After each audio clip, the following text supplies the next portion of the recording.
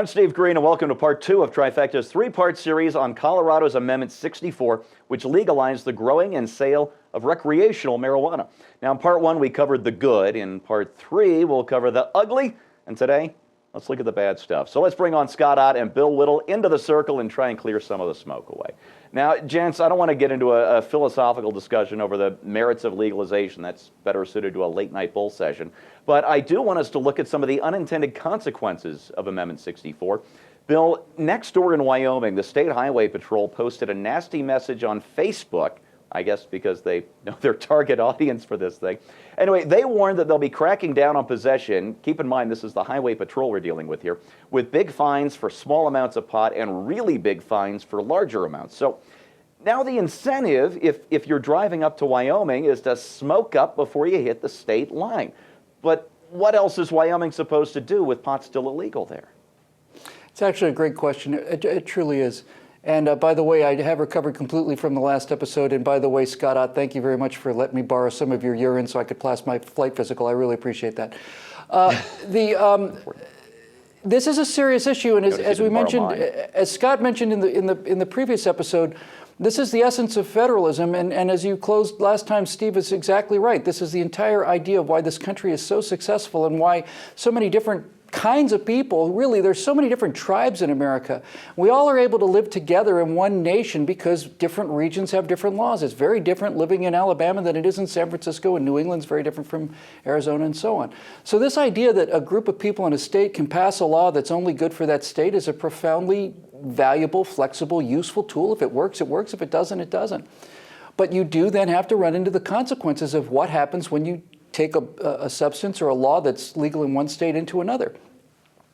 I'm beginning to wonder if people will not start to use the same arguments they used for gay marriage in terms of saying, hey, listen, what is the Equal Protection Clause? It basically says that if you're married in, in California, you should be able to be married if you move to, Utah. I think we'll start to see some of that. But for the time being, I have to tell you, I think Wyoming is dead spot on. I think they are 100% right. They have a perfect right to say, hey, what happens in Colorado stays in Colorado, and if we catch you with this stuff over the border, this state does not allow recreational use of marijuana, and we will throw your butts in jail.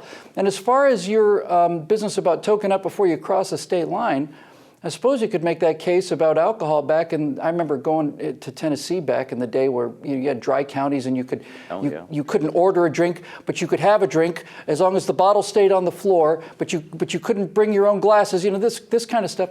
I suppose people used to get liquored up before they got back into dry county, but look, driving intoxicated is driving intoxicated. There are severe penalties for driving intoxicated. So frankly, I don't know how you could improve on what Wyoming's doing. I think it's actually profoundly rational.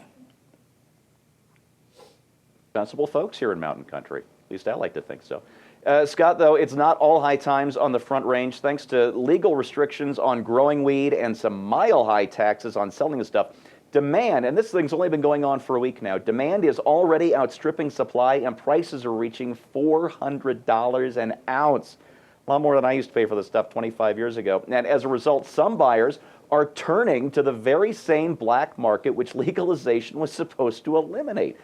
So my question is legalization maybe like being pregnant? You can't do it halfway. Am I onto something here? Right, that's it. Well, I think the obvious next step in this process is for the government to subsidize the growth and the purchase of marijuana because you don't want to, because what you're going to have here is there's going to be a great divide. There's going to be sort of cannabinoid inequality happening here where only the wealthy will be able to buy this legal product. So you're going to have to provide some sort of a card, a EBT of some sort that people will be able to purchase their pot with. Yeah, it's a tricky business. It's one thing to say, hey, I'm a libertarian and I believe that you should, allow people to use what they want to as long as they're not hurting somebody else. But when you get the government involved in regulating it, at what point are you willing to say stop? And at what point will the market kind of reach its natural ebb and flow and you'll no longer see these $400 prices? Or maybe $400 an ounce is the fair market value for this stuff as long as it's only legal in a few states, and let's just let it go that way. Mr. President, we must do something about this reefer gap. Yeah, I said it. No. No. No. I'm going to forget I heard that. I'm going to go back to Scott's answer. All right. Folks, I'll tell you, I supported Amendment 64. I voted for Amendment 64, but I tried to do it with my eyes wide open and hopefully not too bleary. But I'm willing to admit that 64, it's an imperfect amendment. The enabling legislation is imperfect too, but this is Colorado's business, and I'm glad that 2 states now have taken some big first steps to ending what I think is a wasteful and abusive war on drugs. And my friends across the border in Wyoming and Kansas and New Mexico and all the rest, just remember one thing: nobody ever died in a 10-mile-an-hour car chase. For Scott Ott and Bill Whittle, I'm Steve Green.